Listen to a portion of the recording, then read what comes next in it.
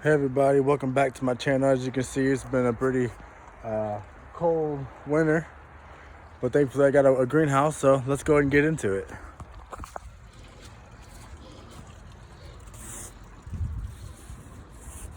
Yeah, flower, not really a good flower, but it's a flower. So see, I got some greenhouses. It's about, at the time it was close to 28 degrees, and these guys are doing great. And here I have, this is a ghost pepper here. He's nice and bushy. There's my Carolina Reaper there. As you can see here, these guys are getting pretty big here. And when they start to get a dark green is when they start to turn color. Like you see over here, these are my Anhem peppers. See how much of a darker green they are compared to how light green these are? That's when your peppers start to get ready for ripeness. They start to turn red, or their final ripe color. Just do your research and find out what peppers what. Like Anhems, they turn red. Carolina Reapers, they turn red, unless you get like a purple Carolina Reaper or something. But all these are labeled. I have them on the front of the pots. This one has a jalapeno. I remember taking all the jalapenos off of it. This one's also a jalapeno, as you can see. It's starting to ripen up and turn red. I want to wait till it turns all the way red. I could pick it now if I really wanted to, but now this is a different jalapeno plant compared to this guy over here. So this jalapeno, this came in a this one came in a salsa blend pack, and it possibly could be the same jalapeno as this, but we will find out when I go to taste test. But this one came out of a jalapeno pack, and this came out of a salsa blend pack, which I have 2 peppers in one pot. You can do that with pepper plants. A lot of plants you can't do. You can't grow 2 plants in one pot. This is I believe a 1 gallon buckets, 1 gallon pots I have here. I'll show you a little better view. There you go. So I got pebble rocks in here, and of course the mesh covers over the grass and the dirt to prevent it from coming up. And of course you'll see it come up after about a year. Some little things like that, and so on and so forth, depending on how big of a thread you got. I think I got the smallest thread count. This is my ghost pepper here, and all these guys I planted at the same time. It's just, you know, the ones that are bigger than the others are just the ones that I put in the sunlight first outside, because all these guys were all these peppers were planted, and there's so many of them, and the ones I started to get a little bit bigger, I just put outside, and they started thriving. This one is my wife's purple bell pepper. You can see the flower starting here. It was doing pretty bad being out of the greenhouse. As soon as I put it in the greenhouse, I see instant results, and it's beautiful. And it's one of the reasons because of bugs. They'll eat the leaves and just cause a lot of harm to your plant. But as you can see, I mean, I can go ahead and clip all this stuff off if I want to, but I just would rather have the leaves grow up a little bit more if I decided to want to do that. These are my flowers. As you can see, it's winter out. It got pretty cold out, and got me a little thing to regulate the temperature, or it tells me the temperature inside. This Bluetooth connects to a device I have inside. You can buy one at Walmart, Lowe's, Home Depot. It's basically tells you the temperature, humidity, or so on and so forth, depending on what you get. So let's go check out the tomatoes, see how these guys are doing. But these guys have been going for a year. I've already got some harvest out of the pepper plants, or the Carolina Reaper. I've gotten some harvest out of the peach ghost pepper. This guy's getting really stalky. I believe they get like, I know Carolina Reapers, they can get up to about, I think, 9 to 10 feet tall. And ghost peppers, they get pretty tall too. I can't remember exactly the highest, but these jalapenos, they don't get too tall. They get about, you know, about this high. They don't really get too tall at all. So yeah, let's just get into the tomato plants and other things I took out of the winter. I can show you other things I prepared for winter. Let's check out these ladybugs. I have a little hole in here that they got out. I bought 1,500 ladybugs and let them in there, and they killed all the aphids. So my greenhouse is doing lovely. I got the little one fan. Actually, I have 2 fans, one there and one there. And I also have one heater in there, and I have it on the left side is a temperature gauge when it shuts off and on. On the right side, I keep it on a low. I don't put it on high. Because these plants, these pepper plants, and a lot of plants can last down to 30 degrees, but it's so long that it can damage them. I'll hit the bath in a minute. So you see my raised bed. I don't have any plants in there, but I got filled with water, and I'm draining it out and gathering the rainwater.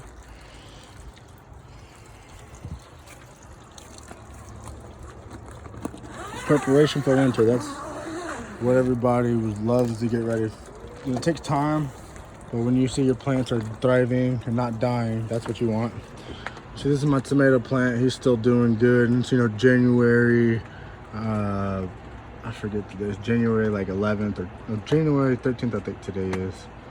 I'm getting ready for my son's birthday party soon. He's turning 1 year old. Anyways, this is my sugar pepper, or sugar tomato, sun sugar tomato. And I got a bunch of these guys I'm going to be bringing inside with me, because you can throw them to the side and they will ripen. I have other videos you can see where I actually put some to the side. And they just ripen right on up for you. And even these small guys. And in the other video I was talking about, see these little, I'll show you better on this one. In the wintertime, this guy got really messed up, and all the fruits, they got raisined up. And like you can see, let's see if I can click on it. See how it's all bubbly, but it turned back into a fruit. It was a raisin before, but now it's turned back into fruit. But I'm waiting for that to ripen up. And this one had the same thing happen to it, but it ripened up, turned back into a fruit instead of a raisin. It surprised me. This is my tangerine over here, and then I'm trying to do some clones. I just shoved some, because when this was dying, I shoved some. Went ahead and cut those. My other video, I had a vine going there. I went ahead and started cutting some and shoving it in the ground here, down in there. There's one there. That's a lemon and lime tree down in there. This one was one of my favorite bushes because of the winter, and I shoved it in here a little late, but it's still got some color in it, so it's not dead. This is my fig tree. I shoved it in here because of the winter, because it snowed.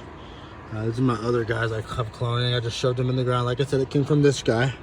And the reason why I do this, I was so confident in shoving it in the ground. I went ahead and put more tomatoes in that came off of those. I'll show you why. This guy right here. This came off of one of the fittings, one of the fig trees. Not fig trees, I'm sorry. One of the sage, pineapple sage. Check this out. So this was a branching, and look at this. It was already forming roots. See where my pinky is? That's a root there. Let me try to zoom in better. There's a root there, and see all these guys? These are roots growing in, and even down in here. And like I said, this was originally just a tree branch. It was a sage pineapple tree branch, and I just shoved it in the ground, just like this, on some wet soil. I'm sure it was really wet. It was saturated from the rain. As you can see, I have some soil. It's still getting wet. But that's what you want with the roots. As soon as the roots grow in and develop, you kind of want to take it out of the rain. But this guy is kind of like something I just wanted to try. I just kind of threw him in there. And because of that, it tempted me to throw those tomatoes in. And we'll see what lives out of there. And I'll also show you one other thing to get ready for the winter. This guy here is amazing to have. I covered some of my pepper plants and my flower plants, and this is the plant I was cloning. I showed you the roots, the pineapple sage.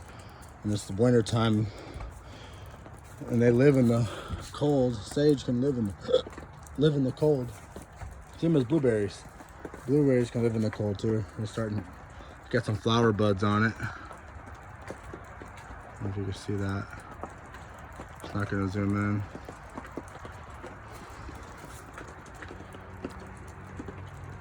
There we go. A bunch of them everywhere, all on here. So yeah, this cloth right here, I'll show you a picture. This one I believe is like a 10 by 10 or something or another.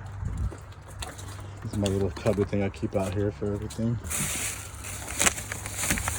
Whenever it gets cold, you want to cover your plants whenever it gets down to 30 degrees or lower. The blanket, frost, sleet, snow, and wind. And you just cover it, and it shows you directions on there. This one's a 6 foot. I got an 8 foot and then a 10 foot. And that one's the 10 foot. And my other one I have covering my rosemary. Let's go take a look at that. Oh, and this is the soil I always use. This is container mix, because I have container. I would grow my plants in containers by Miracle Grow. It's a black bag, or all organic. I try to stay organic. And this is the all-purpose plant food I use to feed all my plants, and they grow big results. You can look and research people that use Miracle Grow and just use plain water, and this stuff makes it flower, multiplies vegetables, and it's the way to go. So let's take a look at the rosemaries, and we can finish up this video. I'll show you just another example of using the blanket. Nice snow, just nice snow, nice seeing snow. It's been a while. We're about to be bringing the kids out just to have a little feel for the snow. And here's the other guy. These are the rosemaries. I have them tucked under in the pots. Let's go ahead and use a little bit of work and show you guys what we got. And it's, close to 30 degrees, There we go. See all that luxurious green? It still smells. I love the smell of rosemary. Every time I go to them, I just have to get a smell. Oh my goodness, I love it. But that's it, guys. Y'all have to remember, stay green and take care. And try to stay out of the cold if you're in it.